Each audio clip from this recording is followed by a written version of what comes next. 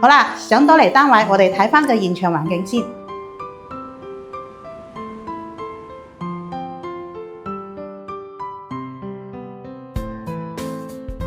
首先都係去到門口位啦，門口位呢度咧，我哋就做咗一個獅子櫃嘅，咁啊呢邊下邊都係做鞋櫃，中間中空用燈帶去散光。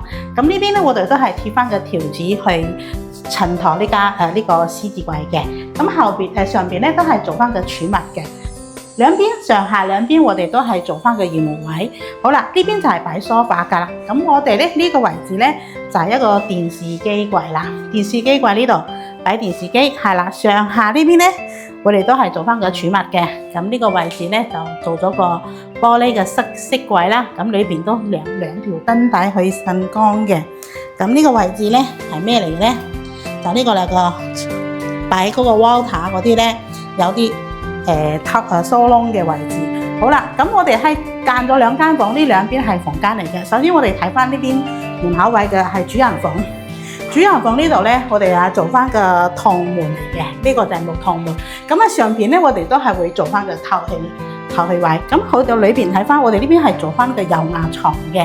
油壓床咧呢度位置咧，咁啊背板咧，我哋都係用翻個燈帶去散光嘅。咁啊床尾呢邊咧，我哋都係做翻個倒頂嘅衣櫃。呢個位置咧都係一個衣櫃嚟嘅，上邊咧掛3區嘅，咁下邊咧就做個四桶櫃啦。咁啊呢個位置咧，我哋係做翻個油壓床，揭開呢度，油壓喺呢邊可以擺好多嘢噶啦。OK， 好，咁啊去到另外一間房先。另外一間房咧係小朋友房嚟嘅。咁另一間房咧，我哋係做翻個掩門，呢隻掩門上邊都係做翻個透氣位。咁入到嚟呢度咧，睇翻個小朋友房，小朋友話都係粉紅色嘅小公主嚟嘅。咁啊呢個咧就呢邊位置咧，因為我哋頭先就話咧仲用櫃間房，咁呢個位置嘅櫃咧就向呢邊開嘅，呢個櫃嘅位置就向嗰邊開嘅。咁呢邊係做咗3尺嘅床啦，咁呢邊就小朋友嘅書台、書櫃係啦，可以擺嘢咁樣咯。OK， 好，去到呢個位置咧係一個露台位嚟嘅。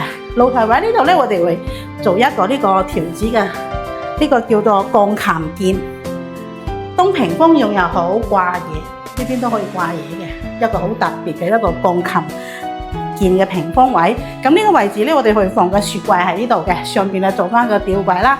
咁呢邊位置咧就洗衣機櫃同埋洗手盆位啦，呢邊做翻個鏡櫃，呢邊開放架又可以擺嘢。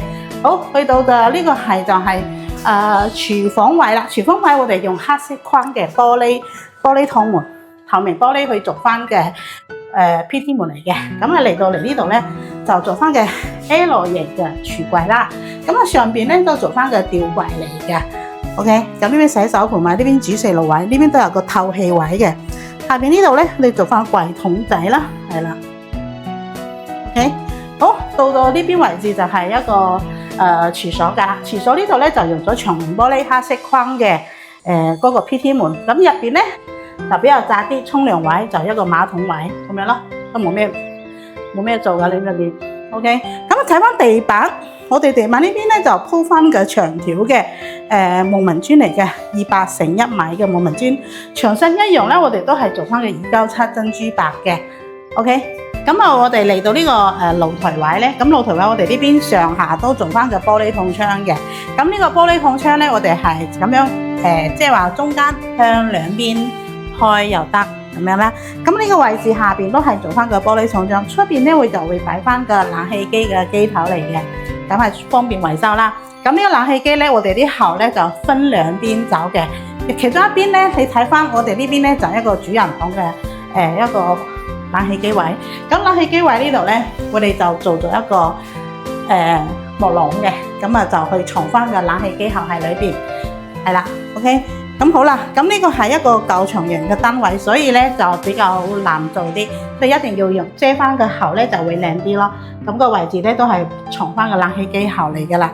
好啦，咁呢個單位咧係一個舊長型嘅單位，大約咧就300尺啦。